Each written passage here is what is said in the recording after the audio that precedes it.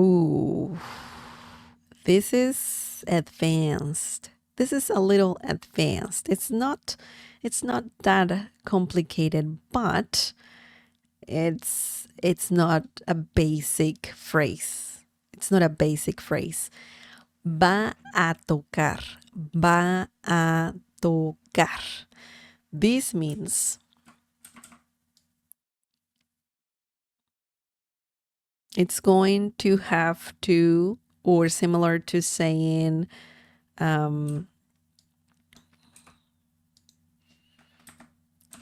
gonna have to. Okay. It's similar to that. Va a tocar.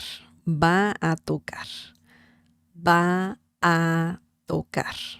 Okay, so we have tocar over here, and we have it in a phrase. This whole phrase is used often to say, if you're going to have to do something or if you're gonna have to do something. Okay, so it can be a bit complicated, but let's look at some examples and let's understand this phrase a little better. Let's see how it works. Okay. The first example is, va a tocar comprar más comida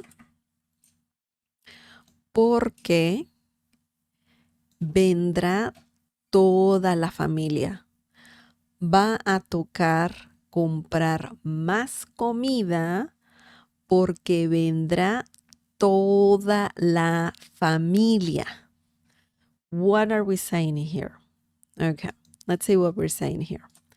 This means we're going to have to buy more food because all the family will come. Maybe you are having a dinner at your place and you thought your parents will come over, but it looks like it's going to be the entire family. So you got to buy more food. You got to feed them all. So you have to buy more food. Let's see how this sentence works. Va a tocar. Va a tocar. Okay.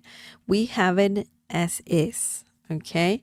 So this is something good that you will likely use this phrase just as is. You will not have to conjugate it much if you use it in, something that you need to do. Okay. If you're talking about present tense, past tense, that's a bit different. But if you're talking about, hey, we're going to have to do something, this is the way to say it. Do not conjugate it, just use it as is, okay? Va a tocar means in this situation, we're going to have to do something, okay? What do we need to do? Comprar. Comprar, if you add a verb right after this phrase, you will leave it in the infinitive form, so you don't conjugate it. Even though we have tocar here, which is also in the infinitive form, it's not conjugated, you can add another verb just the same, in the same way, the same form, the infinitive form. So it stays the same. Va a tocar comprar. That means we're going to have to buy. Okay. Más means more. Comida means food. Porque when it's only one word, it means because. If it's two words, porque, and also the letter E has an accent mark, then that means why. ¿Por qué llegaste tarde? Why are you here late? ¿Por qué quieres comer? Why do you want to eat? I mean, that's a stupid question, but you know what I mean. ¿Por qué? When it's one word, it means because. Vendrá. Vendrá means will come. Okay? Will come.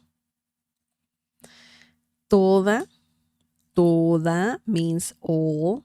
And we're saying toda and not todo because toda, because of family, la familia is feminine. So that's why you need toda, okay? Feminine as well. Toda means all. La familia means the family, all the family, toda la familia. Oh boy. Va a tocar comprar más comida porque vendrá toda la familia.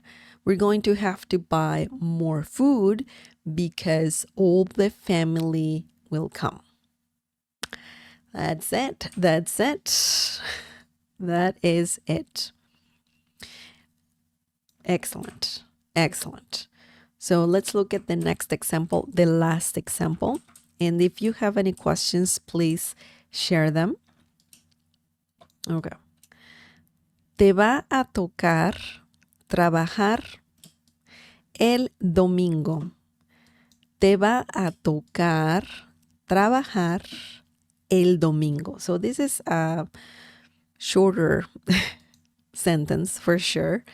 And it's another common thing to say. So let's see what we have here. The meaning of this example is you're going to have to work on Sunday.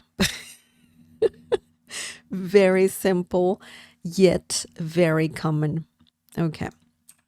And this is flexible because you can change the day to something else, to any other day. Domingo, lunes, el martes, el miércoles. You need to use the definite article el, masculine as well, when talking about days of the week. El domingo, el lunes, el martes, el miércoles, el jueves, el viernes, el sábado. Okay? So keep that in mind. Keep that in mind. Let's break this down. We have te. Te is a reflexive pronoun. And in this situation is similar to saying you. Okay? You have to work. I mean, not me, not them, you, okay? Te va a tocar. We have the phrase here. We're talking about someone's gonna have to do something. And va a tocar, similar to saying you're going to have to do something, okay? You're gonna have to do something. So, te va a tocar. We don't have are, you are. We don't have it here. We just have the reflexive pronoun, and then we have right after the phrase that we're learning, okay? So essentially you're saying you're gonna have to do something. Te va a tocar, you're going to have to trabajar. Trabajar, we added another verb right after, and that means to work. Trabajar, yo trabajo, I work. Tú trabajas, you work, and so on. It's a great verb for sure. And then we have el domingo. When talking about, when you have to do something, el is very similar to on. ¿Cuándo es el partido de fútbol? When is the soccer game? El domingo, on Sunday. So el means the, and also when talking about events, it's similar to saying on, okay? El, on, domingo, Sunday. We do not need to capitalize the first letter of the day of the week. We don't do that in Spanish. In English, you do. In Spanish, we don't. El domingo, on Sunday. Okay? So, for example, if you want to say, I'm gonna have to work on Sunday, Then you will change this to the other reflexive pronoun, me. Me va a tocar trabajar el domingo. And that means I am going to have to work on Sunday. Okay?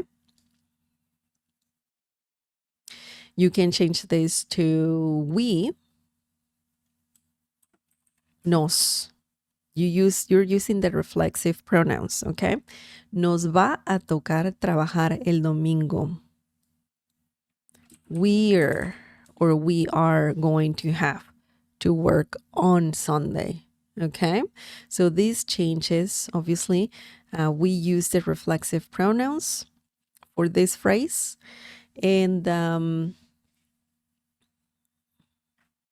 it works. It works perfectly fine. It's great. It's a common phrase to use, and it will make you sound very fluent in Spanish for sure. Me, te, nos. Let me see. What other one?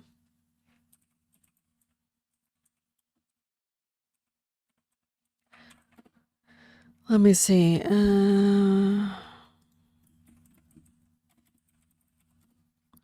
We have also, for example, we have you plural, right? Les va a tocar trabajar el domingo. You're saying this to a group of people, you're not going to work. They're going to work, but you're saying that to you, plural you. Les va a tocar trabajar el domingo. You're going to have to work on Sunday. Okay? Excellent. If you want to say about, he, she, or you formal, then singular as well, then you can say le va a tocar trabajar el domingo. And that means he, she, or you formal. She is, he is, or you are. Just gonna put it like that.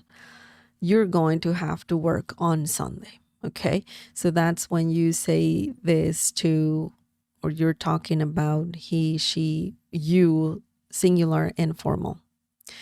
Excellent. That's how it works. That's how it works. And do you have any questions, guys? Any questions?